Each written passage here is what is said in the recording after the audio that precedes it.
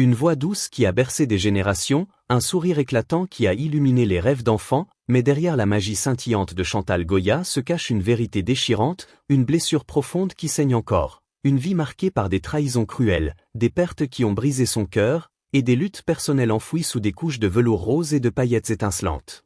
Née dans le chaos de la guerre en Indochine, élevée dans une France encore hantée par les ombres de l'occupation, Chantal Goya a construit un univers féerique qui a enchanté des millions d'enfants avec Bécassine, un lapin et Pandipanda. Mais ce monde de carton et de rêves cachait une femme confrontée au rejet, à la maladie dévastatrice de son mari, et au poids écrasant d'une image publique qui ne laissait aucune place à sa propre douleur. À 82 ans, en 2025, elle n'est plus seulement la fée de l'enfance française, mais une figure de résilience, une femme qui a transformé ses blessures en un héritage éternel, un phare d'espoir pour ceux qui croient que la lumière peut naître de l'obscurité. Chaque chanson qu'elle a chantée, chaque costume qu'elle a porté, chaque spectacle qu'elle a donné est un chapitre d'une saga de sacrifices, de scandales publics et de triomphes face à l'adversité. Plongée dans ce récit dramatique, poignant et profondément inspirant, où la fée de l'enfance révèle enfin la vérité derrière son sourire, une vérité qui brise l'illusion d'une étoile intouchable. Avant de commencer, si cette histoire vous touche et que vous voulez découvrir d'autres récits qui parlent à l'âme, prenez une seconde pour liker cette vidéo, vous abonner à la chaîne et la partager avec vos proches. Votre soutien nous permet de continuer à raconter ces vies qui résonnent dans nos cœurs. Chantal Goya, née Chantal de Guerre le 10 juin 1942 à Saigon, en Indochine française, voit le jour dans un monde déchiré par la Seconde Guerre mondiale. Les rues de Saigon, autrefois vibrantes avec les parfums de jasmin et les klaxons des rickshaws, sont désormais envahies par la peur, les alertes aériennes et les murmures d'un empire colonial en déclin. Son père, un fonctionnaire colonial aux manières strictes, porte l'uniforme de l'autorité avec une fierté fragile, tandis que sa mère, une femme au foyer au regard fatigué, s'efforce de maintenir une façade de normalité dans une ville où la violence gronde aux portes. Les forces japonaises occupent le Vietnam et la structure coloniale française s'effondre, plongeant la famille dans l'incertitude. Chantal n'est qu'un nourrisson lorsque ses parents, comme tant d'autres Européens pris dans la tourmente, sont contraints de fuir, abandonnant leur vie d'expatriés pour un avenir incertain. Ils s'installent en France, un pays encore meurtri par l'occupation nazie, où les villes portent les cicatrices des bombardements et les habitants les ombres du chagrin. La famille s'établit d'abord à Dreux, un village paisible de la campagne française, où les champs verdoyants et les rivières tranquilles contrastent avec la tension qui règne dans le foyer des deux guerres. Le père de Chantal, autrefois un homme respecté en Indochine, peine à s'adapter à une vie modeste dans une France postcoloniale. Cette chute brutale, d'un monde où il incarnait l'autorité à un autre où il n'est qu'un homme ordinaire, nourrit un silence lourd, ponctué de disputes feutrées mais dévastatrices. Sa mère, épuisée par les efforts pour maintenir l'unité familiale, cache sa propre douleur derrière un sourire forcé. Chantal, une enfant sensible et introvertie, ressent profondément cette fracture. Elle grandit dans une école catholique stricte, où les règles rigides et les émotions réprimées façonnent son caractère. Les religieuses, avec leur regard sévère et leur voix monocorde, enseignent la discipline, mais Chantal trouve refuge dans les livres, dévorant les récits d'aventures et d'histoires, griffonnant des poèmes et des histoires dans un carnet usé qu'elle garde précieusement sous son oreiller. Je n'étais jamais celle qui parlait fort, confie-t-elle des décennies plus tard, sa voix teintée d'une nostalgie douce amère. J'aimais observer, écrire, comprendre le monde à travers les mots. Son rêve d'enfant n'est pas la gloire, mais le journalisme de guerre, un métier audacieux où elle pourrait parcourir le monde, documenter les vérités cachées, et donner une voix aux oubliés. Cette ambition, née dans les silences de son enfance, devient une boussole qui guide ses pas. Après un baccalauréat obtenu avec mention, elle s'inscrit à la Sorbonne pour étudier la littérature et les sciences politiques, plongée dans l'effervescence intellectuelle des années 1960. Paris est alors un volcan d'idées, les manifestations étudiantes secouent les pavés, les films de la nouvelle vague redéfinissent l'art, et les cafés enfumés des quartiers latins bourdonnent de débats sur le marxisme, l'existentialisme et la liberté. Chantal, avec son carnet toujours à la main, reste une observatrice discrète, préférant écouter les cris révolutionnaires de ses camarades plutôt que de se joindre à leurs manifestations. C'est dans ce tourbillon qu'elle rencontre Jean-Jacques Debout en 1964, un compositeur extraverti et ambitieux, collaborateur de stars comme Johnny Hallyday et Sylvie Vartan. Il est tout ce qu'elle n'est pas, théâtral, charismatique, débordant d'une énergie qui remplit les pièces comme une tempête. Fasciné par son élégance fragile et sa voix douce, il la convainc de chanter, malgré sa peur viscérale de la scène. Je n'avais jamais voulu être sous les projecteurs, dira-t-elle, un sourire triste dans les yeux. J'étais terrifiée, mais Jean-Jacques voyait quelque chose en moi que je ne voyais pas. Sous son insistance, elle adopte le nom de scène Chantal Goya, un hommage au peintre Francisco Goya, dont les gravures sombres et puissantes ornaient les murs de la maison familiale, un rappel des contrastes entre lumière et obscurité qui marqueront sa vie. En 1966, Chantal fait ses débuts au cinéma dans Masculin-Féminin de Jean-Luc Godard, un film emblématique de la nouvelle vague qui capture l'esprit rebelle des années 1960. Elle y joue Madeleine Zimmer, une chanteuse pop, un rôle ironique pour une femme qui n'a jamais rêvé de gloire. Le tournage est une épreuve, le style cryptique et provocateur de Godard, les dialogues improvisés, et l'intensité du plateau intimide cette novice sans formation d'actrice. Elle se sent souvent perdue, comme une étrangère dans un monde qui ne lui ressemble pas. Pourtant, son détachement naturel, sa timidité presque palpable, donnent à son jeu une authenticité troublante qui séduit le public. Le film la propulse sous les feux de la rampe, mais elle s'y sent exposée, vulnérable, comme si on avait arraché une partie de son âme. Je ne voulais pas être connue, confie-t-elle des années plus tard, la voix brisée par l'émotion. Je voulais juste vivre tranquillement, écrire, raconter des histoires, être dans l'ombre. La même année, elle épouse Jean-Jacques Debout, scellant un partenariat qui mêle amour et création. Leur fils, Jean-Paul, naît peu après, suivi de leur fille, Clarisse, en 1968. Alors que sa famille grandit, sa carrière vacille entre petits rôles au cinéma et chansons pop modestes, éclipsée par les stars yéyés plus flamboyantes, comme Sheila ou France Gall, dont le glamour éclatant domine les hit-parades des années 1960. Tout change en 1975, par un coup du destin qui réécrit sa vie. Lors d'une émission télévisée en direct, Brigitte Bardot, l'icône française, annule sa participation à la dernière minute, plongeant les producteurs dans la panique. Dans l'urgence, il se tourne vers Chantal, alors connue pour son rôle dans Masculin-Féminin et une carrière musicale embryonnaire sous la direction de Jean-Jacques.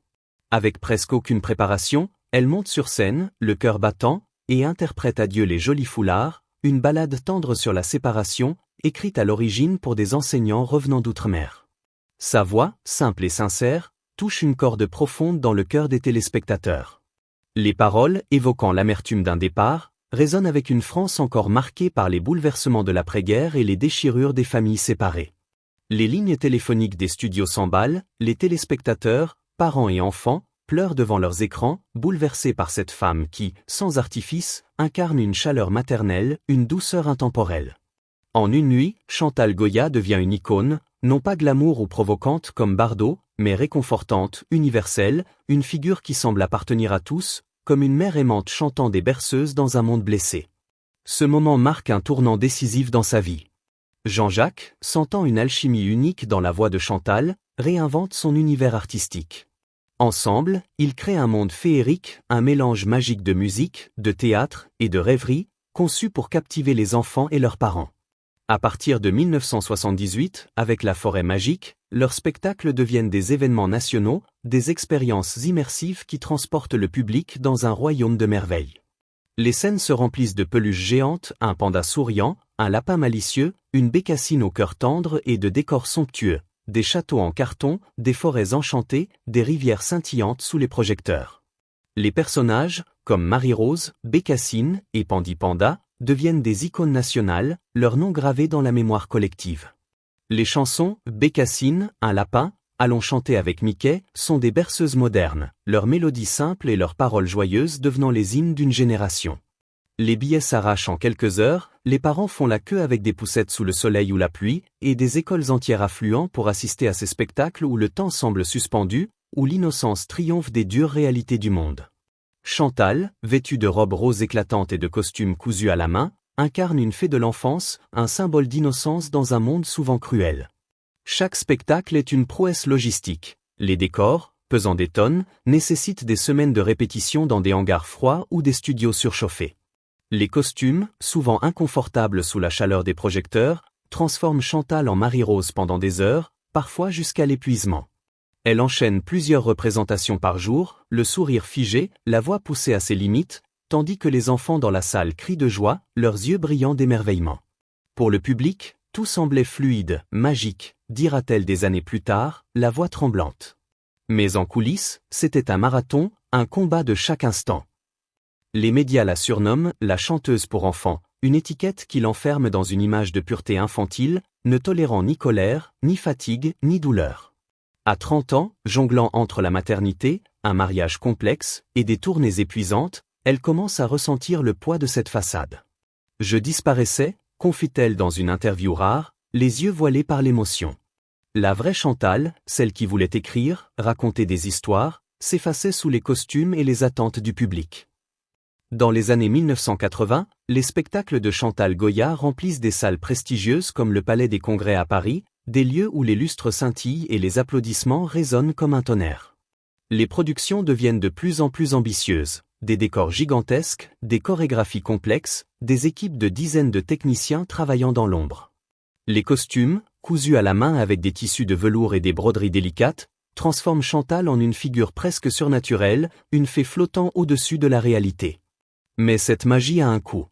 Les répétitions s'étendent sur des semaines, les journées commencent à l'aube et se terminent tard dans la nuit.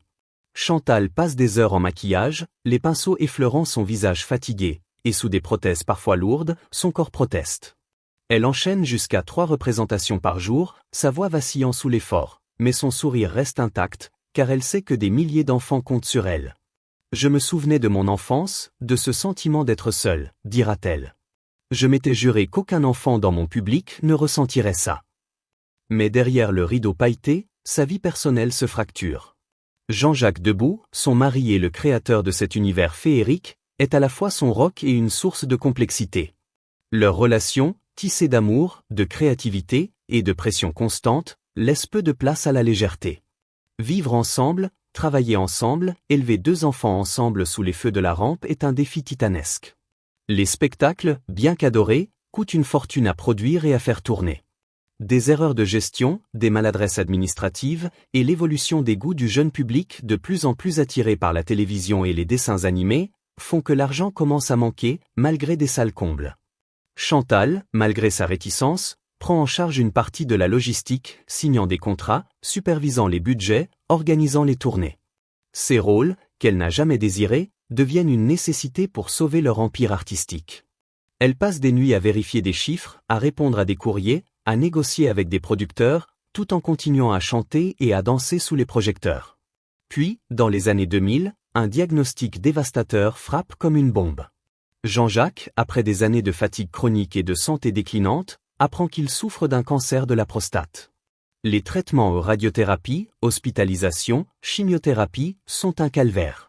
Physiquement, Jean-Jacques s'affaiblit, son corps autrefois robuste se voûtant sous le poids de la maladie. Mais c'est l'impact émotionnel qui est le plus dévastateur. L'homme jovial, qui remplissait les pièces de chansons et d'idées fantasques, sombre dans une dépression profonde, une brume épaisse qui le rend méconnaissable. Je ne croyais plus en moi, confie-t-il dans une interview à voix basse. J'étais dans un trou noir, et je ne voyais pas comment en sortir. Chantal devient son pilier, son phare dans la tempête. Elle l'accompagne à chaque rendez-vous médical, s'assied à son chevet pendant des heures de silence oppressant, cuisine des plats qu'il refuse souvent de manger. Lorsque les thérapeutes échouent à le ramener, elle reste. Lorsque les médecins perdent patience, elle persévère.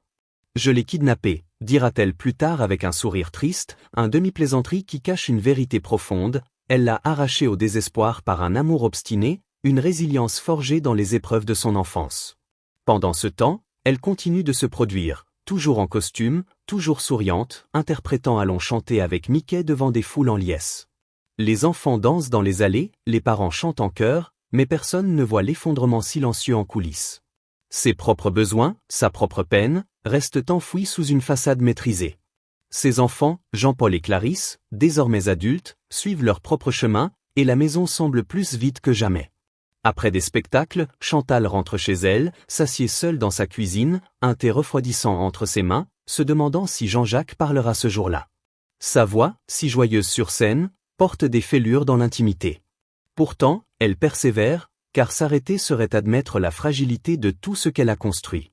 Je chantais pour ne pas entendre le silence, confie-t-elle. Les applaudissements étaient mon oxygène, le seul moyen de continuer. À plus de 80 ans, alors que la plupart des artistes se seraient retirés dans l'ombre, Chantal Goya fait l'impensable, elle remonte sur scène. Sa tournée de 2023 à 2026, annoncée comme une célébration, ramène Pandi Panda, Bécassine et Marie-Rose dans un éclat de nostalgie. Les affiches, ornées de couleurs pastel et de personnages souriants, promettent un retour dans le temps, un voyage vers l'enfance. Mais dès que Chantal apparaît sous les projecteurs, le public remarque une différence. Ses mouvements sont plus lents, son pas incertain, son corps marqué par le temps et les douleurs chroniques, des maux de dos persistants, des genoux fragiles, des vertiges qui la déséquilibrent. Elle ne cherche pas à le cacher. Parfois, Panda et Lapin m'aident à marcher, confie-t-elle à Télé 7 jours en 2023, un sourire masquant une vérité lourde. Ces personnages, autrefois ses créations, la soutiennent désormais physiquement, leurs bras en peluche guidant ses pas sur scène.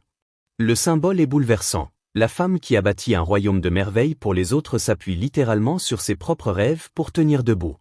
Le public, composé d'adultes nostalgiques et de leurs enfants, pleure en silence, témoin d'une femme qui transforme sa fragilité en une force presque surnaturelle. « Tant que je peux tenir debout, je serai sur scène », déclare-t-elle à un journaliste, sa voix ferme malgré les années.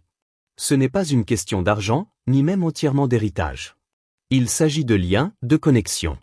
Son public, autrefois des enfants aux yeux grands ouverts et aux doigts collants, est désormais composé d'adultes, souvent accompagnés de leurs propres enfants, qui reviennent chercher la lumière qu'elle leur offrait jadis dans leurs moments les plus sombres. Et peut-être que Chantal a autant besoin d'eux que d'elle. Après des décennies de silence, de sacrifices et de chagrin privé, les applaudissements sont une forme d'oxygène, un rappel qu'elle compte toujours, non pas comme un personnage, mais comme une femme qui a versé son âme dans une fantaisie fragile qui a traversé les décennies. Mais derrière chaque salut triomphal, la douleur persiste. Les douleurs chroniques au dos, les genoux fragiles, les vertiges rendent chaque performance plus difficile. Jean-Jacques, désormais presque à la retraite et toujours en lutte contre ses propres problèmes de santé, ne peut plus la soutenir comme avant. Son équipe de production, fidèle mais débordée, ne peut porter le poids émotionnel de ses combats. Ses enfants, bien qu'aimants, ont construit leur propre vie, et Chantal se retrouve souvent seule dans les chambres d'hôtel, serrant sa robe rose emblématique, un symbole de 40 ans de sacrifice. « Cette robe, c'est moi », dit-elle dans un moment de vulnérabilité. Mais parfois, je ne sais plus où je suis dessous. Pourtant, elle continue, car la scène est son sanctuaire, le seul endroit où elle se sent vue, entendue, portée par les rêves qu'elle a offerts aux autres. S'arrêter, c'est risquer le silence, et pour Chantal, le silence est insupportable. Chantal Goya n'a jamais joué les victimes. Face aux critiques qui la disaient démodée, infantile ou dépassée, elle gardait la tête haute, son sourire intact. Lorsque l'industrie musicale, fascinée par les nouvelles stars pop des années 1990, la rejetait, elle se reconstruisait seule, spectacle après spectacle. Lorsque de jeunes artistes qualifiaient son travail d'inutile, elle continuait à remplir des salles à guichets fermés, prouvant sa pertinence par la force de son public. Mais à 82 ans, en 2025, elle parle enfin, brisant le mur du silence qu'elle a porté comme un fardeau. « J'étais juste une fille qui voulait écrire », confie-t-elle dans une interview récente, ses yeux brillants de larmes contenues. « Mais je suis devenue l'idée que tout le monde se faisait du bonheur, et je ne savais pas comment dire non. » Ses prises de position politiques, souvent conservatrices, ont suscité des controverses, la blessant profondément. On l'a traitée de déconnectée, d'hypocrite, des mots qui ont coupé comme des lames. Mais elle n'a jamais répondu avec amertume, se repliant dans son costume rose, son armure contre le monde. Aujourd'hui, alors que le rideau tombe lentement sur sa longue carrière, Chantal Goya ne cache plus rien. Elle parle avec une tendresse mêlée de tristesse, une honnêteté qui désarme. « J'ai tout donné », dit-elle, la voix tremblante. « Parfois, je ne sais pas ce qu'il me reste. » Ce qu'il reste, c'est un héritage de merveilles, mais aussi de sacrifices. Elle a offert à des générations d'enfants leurs premiers souvenirs magiques, des moments de joie pure dans un monde souvent sombre. Mais cette magie a eu un coût, sa propre joie s'est effacée doucement, ensevelie sous les attentes d'un public qui ne voyait que la fée, jamais la femme. Chantal Goya, la fée de l'enfance, demande enfin à être vue comme une personne, pas seulement comme une icône. Son histoire est celle d'une résilience extraordinaire, d'une femme qui a transformé ses blessures en un rêve éternel, un phare pour ceux qui savent que la lumière peut naître de l'obscurité. Avez-vous grandi avec les chansons de Chantal Goya? Partagez votre souvenir préféré en commentaire. Si ce récit vous a ému, likez, abonnez-vous, et partagez pour découvrir d'autres histoires captivantes. Activez la cloche pour ne rien manquer. Chantal Goya, une femme qui a transformé ses blessures en un rêve éternel, continue de briller, portée par l'amour de ceux qu'elle a enchantés.